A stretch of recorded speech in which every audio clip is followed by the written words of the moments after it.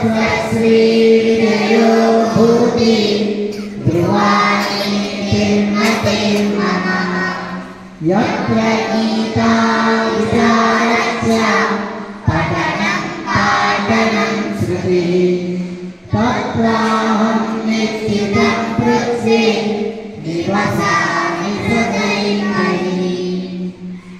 योगेश्वर भगवान की जय। ओम नमः शिवाय। ఏడుకొండలవాడ వెంకటరమణ గోవింద. ఇప్పటికే కాలాతీతమైంది. ఇప్పుడు మన కార్యక్రమాన్ని ప్రారంభించే ముందు మనకి ఇంకా అతిథులు వచ్చారు. మనిషి పైన బాగా కనిపిస్తున్నా కూడా మనసులో అశాంతి. మరి అశాంతి ఎలా పుడుతుంది? మనం ప్రతివారి జీవితాలతో పోల్చుకోవడం ద్వారా అశాంతి మొదలవుతుంది. ఎలాగంటే నా ఫ్రెండ్కి కారు ఉంది, బంగ్లా ఉంది, నాకు లేదు. వాడు మంచి ప్రైవేట్ స్కూల్లో, నేను కేవలం గవర్నమెంట్ స్కూల్లో చదువుతున్నాను. ఇలా అనుకుంటూ పోతే అశాంతి మొదలవుతుంది. మరి ఏం చేయాలి? నా పూర్వజన్మలో చేసుకున్న కర్మలను బట్టి భగవంతుడు ఈ జీవితాన్ని ప్రసాదించాడు. నా కర్మలకు నేనే బాధ్యుడను. కాబట్టి నా పరధర్మాన్ని పోల్చుకోవడం కంటే స్వధర్మాన్ని స్వీకరిస్తాను. అందుకే గీతాలో స్వధర్మే నిధనం శ్రేయః పరధర్మో భయావహ అన్నారు. అంటే నీ ధర్మాన్ని నువ్వే పాటించాలి, పక్కవారి ధర్మంతో నీకు ఎలాంటి సంబంధం లేదు. మరి మనం గత సంవత్సరం అవుతాం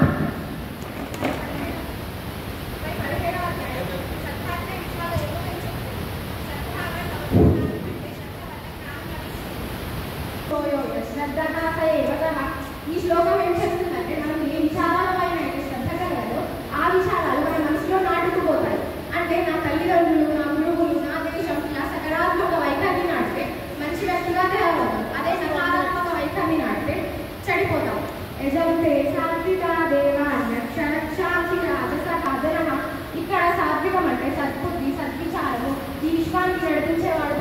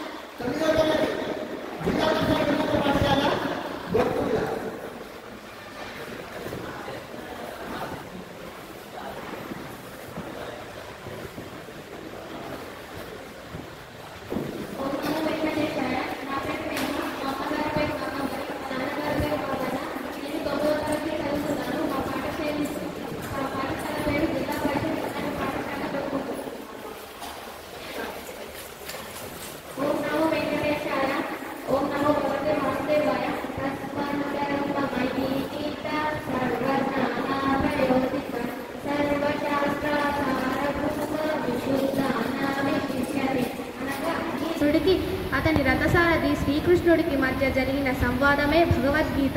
ప్రతి వ్యక్తి గీతను శ్రవణ, కీర్తన, పఠన, పాఠన, మనన, ధారణాదుల ద్వారా సేవింపవలెను. అది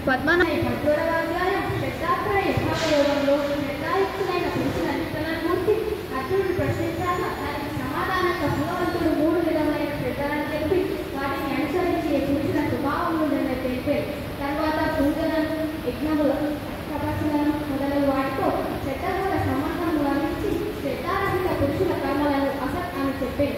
ఈ విధంగా వివిధ శ్రద్ధలను విధానపూర్వకంగా కూర్చడమే ఈ శ్రద్ధాత్రయ విభాగయోగం యొక్క సారాంశం. భగవద్గీత గురించి ఎందరో గొప్ప వ్యక్తులు ఈ విధంగా చెప్పారు. సంశయాలు నన్ను ఆవరించినప్పుడు, నిరాశ నిస్పృహలు తెలిసినప్పుడు నేను ఆ భగవద్గీతను చదువుతానని మహాత్మా గాంధీ గారు అన్నారు. నాకు గీత ప్రాణవాయువు అని, నేను గీతాసాగరం వెలుగుతానని వినోబా భావే గారు గీత గురించి గొప్పగా వివరించారు.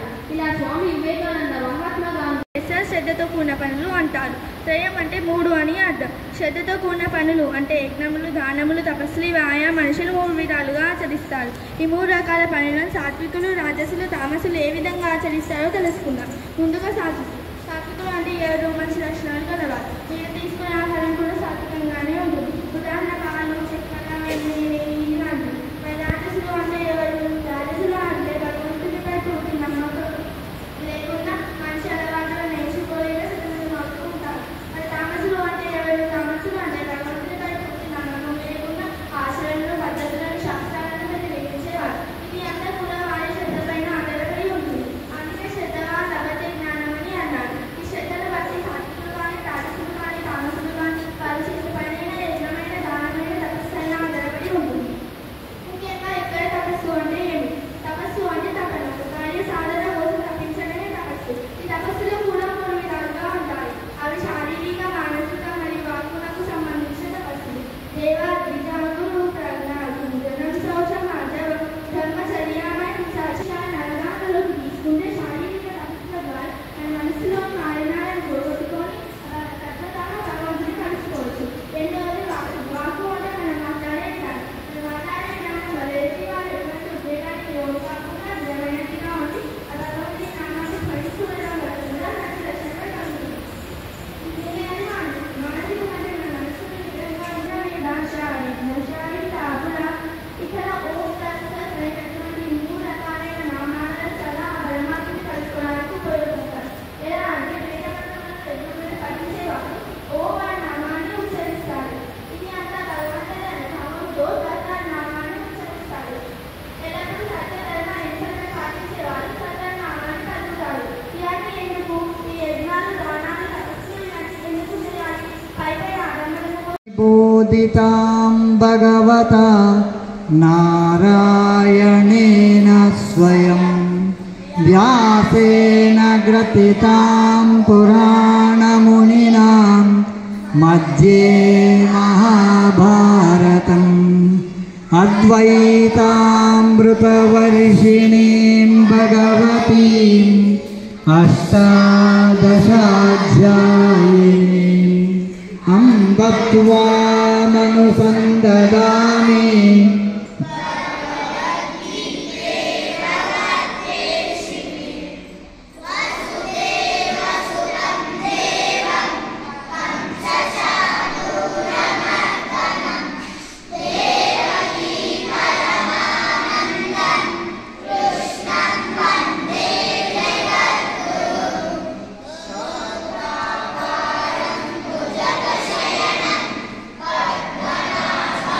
గీత అనేది చాలా అమూల్యమైన గ్రంథం కాబట్టి ప్రతి చోట ప్రతి పిల్లలు చదవాలని ఒక సంకల్పం మనం అందరం కూడా చేయాలి. అంటే వెల్మల్నే కాకుండా ఇంకా ప్రతి ఊళ్ళల్లో కూడా ప్రతి పిల్లల నుంచి చదివించాలని తల్లిదండ్రులను కోరుకునాలి. ప్రతి ఇళ్లలో ఒక గ్రంథం అనేది ఉండాలని ఒక ఆలోచన చేస్తున్నాం మేము. ఎందుకోసం అంటే ఒక ఊళ్ళోకి పోయినామంటే గ్రంథం లేని ఇల్లు ఉండద్దు, కనీసం మనం ఒక శ్లోకం అన్న నేర్చుకున్నాం అన్న సంకల్పం కూడా చేస్తున్నాం. వాస్తవంగా నేను మొన్న ఈ గీత ప్రెస్కు కూడా పోయినా, ఎక్కడ గోరఖ్పూర్ గీత ప్రెస్కు కూడా పోయినా మొన్న గోరఖ్పూర్. మరి కొన్ని పుస్తకాలు మాకు కూడా అందిస్తే ఇవి ఎలా ఉంటాయి ఎట్లా ఉంటాయని కూడా పూర్తిగా డీటెయిల్ కూడా తీసుకొని వచ్చినాం. ఈ కొద్ది రోజుల్నే మన ఆశ్రమ తరపు నుంచి భక్తుల యొక్క సహకారంతో ప్రతి ఊళ్ళో ప్రతి ఆలోచన మేము శివరాత్రి తర్వాత సంకల్పం చేద్దామని ఒక ఆలోచనతో ముందుకు పోతున్నాం. ఈ భగవంతుడు పిల్లలు చెప్పినట్టుగా తల్లిదండ్రి పుణ్యం, గురువుల యొక్క అనుగ్రహం, భగవంతుడి ఆశీర్వాదం, ఇది 3 ఉంటే కనుక మనం ఉన్నంత స్థాయికి పోగలుగుతాం. కాబట్టి వచ్చేటప్పుడు భగవంతుడు మంచి జన్మం ఇచ్చాడు, తృప్తిగా వచ్చాం. కానీ కొంట పోయేటప్పుడు ఏం కొంట పోతున్నామని భగవంతుడు అడుగుతూ ఉంటాడు. అందుకనే ఇలాంటి ఒక గీత అనేది జ్ఞానం అనేది నేర్చుకుంటే మనకు అడబోసిన బంగారంగా మనకు అక్కడ తోడు నీడ అయ్యేది జ్ఞానం. ఏది రాదు మన ఏంట ఏమన్నా వస్తుందా? జ్ఞానం అనేది చాలా శాశ్వతమైంది. ఆ శాశ్వతమైన జ్ఞానం వినడము, ఇతరులకు చెప్పడం. ఇప్పుడు ఈ 4-5 పిల్లలు వింటూ ఉంటే మాకు ఎంతో ఆనందం అనిపించింది. అట్లా మనందరం కూడా మన ఇళ్ళలో వాస్తవంగా విద్య అందరు ఇంగ్లీష్ పోతున్నాం, సంతోషమే. కానీ భోజనం కోసమే విద్యగా సంస్కారం జీవితానికి. కాబట్టి అన్ని చేసినా కానీ ఎన్నో చేస్తూ ఉంటాం కూటి కోసమే. భగవంతుడి గురించి ప్రయత్నం చేసి భగవంతుడి గురించి ఒక్క శ్లోకంగా మనం పఠన చేసి మనము మన తల్లిదండ్రులు మన పిల్లలు చేసినట్టయితే మన జ్ఞానం అపూర్ణమై అయ్యి మన వెనుక తోడు వచ్చేదే అది అపూర్ణమైన ఒక జ్ఞానం అని మనం గీత తరపు నుంచి మన గీత అమూల్యమైన ఒక గీతను మనం ఇంకా ముందుకు తీసుకుపోవాలి.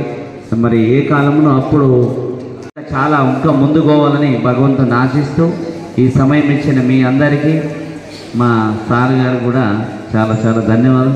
సార్తో ఉన్న స్టాఫ్ కూడా విశ్వ హిందూ పరిషత్ వాళ్ళు కూడా మంచి యొక్క సమయం తీసుకొని మన ఆశ్రమంలో పెట్టి పిల్లలు ఇంత మంచి చేస్తున్నారు కాబట్టి వాళ్ళతో పాటు మీరు కూడా మంచి జ్ఞానాన్ని ఇందామని యొక్క వచ్చిన తల్లిదండ్రులకు చాలా చాలా ధన్యవాదాలమ్మా. మన వెనుక ఏది రాదు ఒక మా అక్కడికి వెళ్ళి హోంవర్క్ రాయగానే ఇది కూడా ఒకటి చదువు రానని చెప్పాలి. ఇది ప్రతి వాళ్ళకి తల్లిదండ్రులు చెప్తేనే పిల్లలకు జ్ఞానం వస్తుంది. కాబట్టి మనకు తెలియదు ఒకప్పుడు, కానీ ఇప్పుడు పిల్లలు చదువుకుంటున్నారు కాబట్టి మనం తెలిసి చెప్పించుకోవాలా. రోజు భగవంతుడి దగ్గర నమస్కారం చేయమని చెప్పాలి, భగవద్గీతకు నమస్కారం చేసి పొమ్మని చెప్పాలని మీ అందరికీ మనం చేస్తున్నాము. హరి ఓం తత్సత్. దాదాపు గంటల తరబడి నిలబెట్టాము మహారాజ్ గారు.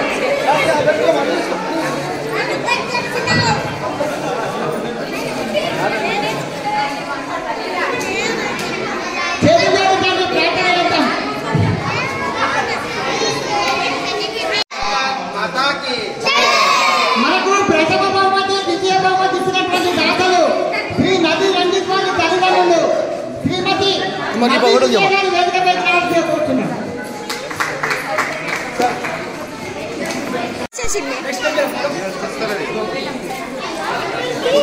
అక్క వస్తలేదక్క అక్క అక్క అక్క తీసి